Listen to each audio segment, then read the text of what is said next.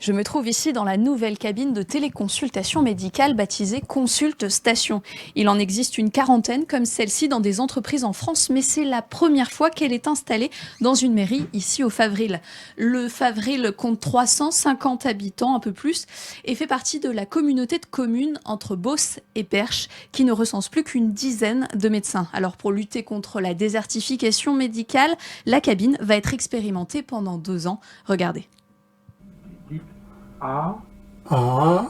Voilà, c'est bien.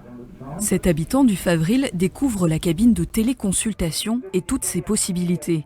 Poids, tension, électrocardiogramme, 22 mesures peuvent être prises par les patients eux-mêmes et les données sont immédiatement visibles par le médecin à distance. C'est vraiment du sérieux.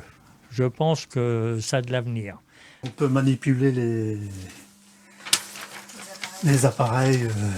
Et justement, c'est pas trop compliqué à manipuler ? Non.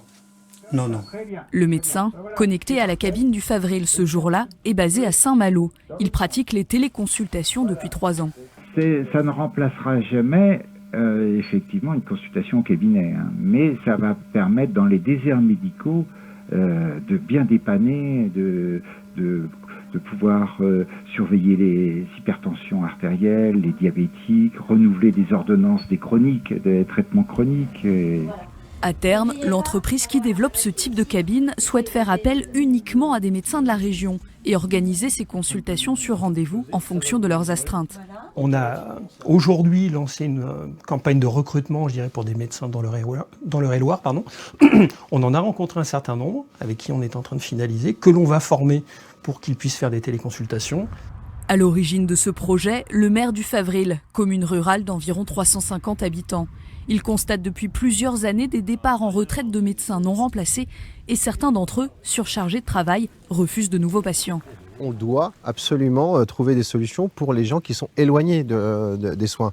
Vous avez aujourd'hui des populations qui ne vont plus se soigner parce que c'est trop difficile pour eux. Donc la conséquence, ça va être économique d'ici 5-10 ans.